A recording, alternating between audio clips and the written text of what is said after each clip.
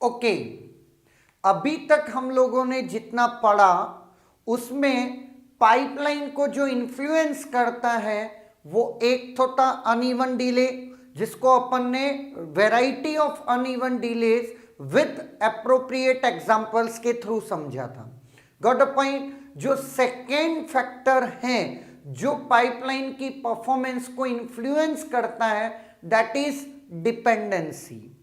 There are three types of dependency. One is data dependency, second is control dependency, and third is structural dependency. Actually dependency की होने की वजह से pipeline का जो organisation है वो रीअरेंज होता है। Got a point. हम पाइपलाइन को रीअरेंज करते हैं या रीस्ट्रक्चर करते हैं। Got a point. Now come to first dependency, that is called data dependency. हर एक डिपेंडेंसी को अपन डिटेल में समझेंगे विद देयर सॉल्यूशंस। जो भी उसके सॉल्यूशंस होंगे उसके through with previous year GATE questions. Got a point. Now come to first part, that is data dependency. What is the meaning of data dependency? It means one instruction is waiting for the data which is not yet computed. एक ऐसे data की wait कर रहा होगा जो अभी compute नहीं हुआ है। बात समझ में आई? फॉर एग्जाम्पल अगर मैं बात करूं एड R1 R2 R3, जिसका मीनिंग है R1 is equal to R2 plus R3।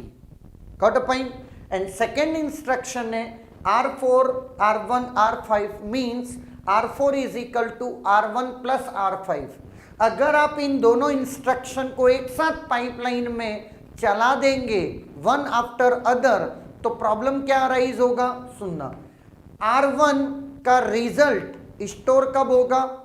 Last stage में। और ऑपरेंड फैच कहां हो रहा है? Instruction decode and operand fetch stage में। R1 की प्रीवियस वैल्यू ये फैच कर लेगा, जबकि आप क्या चाहते हैं? R1 की न्यू वैल्यू जो अभी राइट हुई है। बात समझ में आई?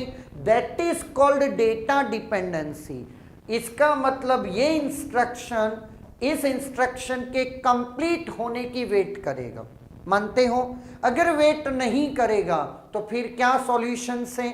तो ये जो कॉन्सेप्ट है इसे अपन बोलते हैं डेटा डिपेंडेंसी। बात समझ में आई? नो। अब सुनना, types of data dependency. There are 4 types of dependency. One is read after write, रॉ, जिसको ट्रू डिपेंडेंसी कहते हैं। Write after read, that is anti dependency. W after WAW, write after write, that is called output dependency. And last is read after read, there is no dependency. कहने को इन तीन में ही dependency है, fourth में dependency नहीं है। बात समझ में आई?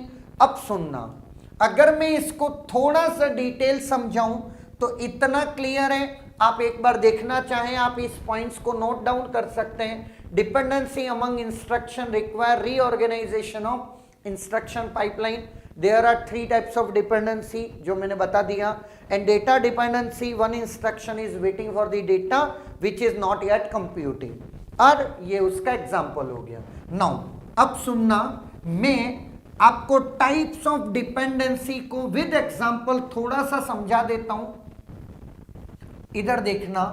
नाउ अब सुनो, अगर मैं बोलूं add R1 R2 R3, add R4 R1 R5 means, और इसका मीनिंग आपको समझाना पड़ेगा, बिकॉज ऑफ प्रोसेसर डिपेंडेंसी। मतलब ये जो मीनिंग है वो प्रोसेसर पे डिपेंडेंट होता है, ये इंडिपेंडेंट कुछ भी नहीं है। बात समझ में आई? मतलब ऐसा नहीं कह सकते कि इसका मीनिंग यही होगा, आपको एक्सप्लिसिटली बोलना पड़ेगा।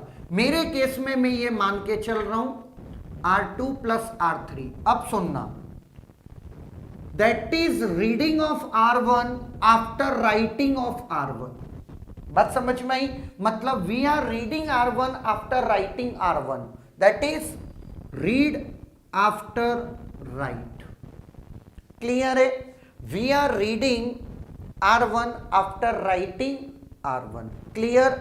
नाउ अगर मैं इसको R6 और इसको मैं R2 कर देता, अगर मैं इसको R6 और इसको R2 कर देता, इसका मतलब we are reading R2 earlier and then we are writing R2, मतलब it is called write after read, that is anti dependency.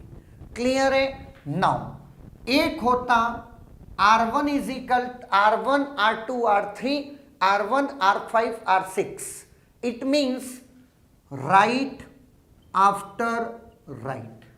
Clear है? मतलब एक दोनों राइट, मतलब पहले R1 पे राइट हुआ फिर R1 पे राइट हुआ। बात समझ में आई?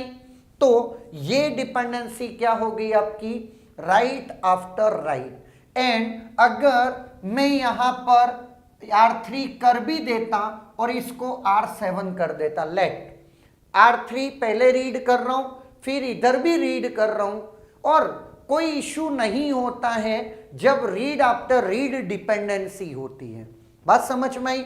अगर आप शफल करना चाहें तो उन इंस्ट्रक्शंस को शफल कर सकते हैं, लेकिन इन 3 केसेस में आप ब्लाइंडली शफल नहीं कर सकते। बात समझ में आई? आप रीऑर्गेनाइज करने में आपको प्रॉब्लम होगा। Got a point? Now these are the total data dependency. Now what is the solution for that? Therefore technique to resolve data dependency. What is the technique to resolve data dependency? One is introduction of stall cycles, rescheduling of instruction, and last is operand forwarding. That is most important technique जिसको हम लोग follow करते हैं। लेकिन in next lecture we will study each of the technique with example. Okay, now is there any doubt?